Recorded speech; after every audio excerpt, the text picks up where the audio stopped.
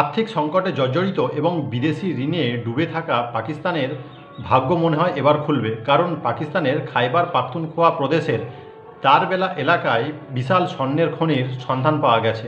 এই স্বর্ণের বাজার মূল্য প্রায় 636 বিলিয়ন, যা দিয়ে পাকিস্তানের সব বিদেশি ঋণ পরিশোধ করা যাবে বলে মনে করা হচ্ছে। পাকিস্তানের উত্তর পশ্চিমাঞ্চলীয় রাজ্য খাইবার পাখতুনখোয়া প্রদেশের হরিপুরা জেলার তারবেলা এলাকায় এই সোনার খনির সন্ধান পাওয়া গেছে।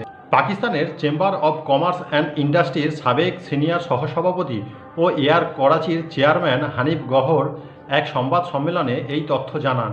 127টি জায়গার নমুনা সংগ্রহ ও তা পরীক্ষার পর পাকিস্তানের ভূতাত্ত্বিক গবেষণা সংস্থা জিওলজিক্যাল সার্ভে অব পাকিস্তান জানিয়েছে এখানে প্রায় 28 লাখ ভরি স্বর্ণ মজুদ রয়েছে। হানিফ গহর জানান, পাকিস্তানের এই সোনার মজুদ দিয়ে সমস্ত বিদেশি ঋণ মেটানো যাবে। পাকিস্তানের অর্থ মন্ত্রণালয়ের দেওয়া তথ্য অনুসারে 2025 সালের জুন মাস নাগাদ পাকিস্তানের মোট সরকারি ঋণ 80.6 ট্রিলিয়ন পাকিস্তানি রুপিতে পৌঁছেছে, যা আগের বছরের তুলনায় 13% বেশি। গহর আরও উল্লেখ করেন, সোনা উত্তোলনের জন্য কানাডা এবং অস্ট্রেলিয়ান কোম্পানির সঙ্গে যোগাযোগ করা হচ্ছে।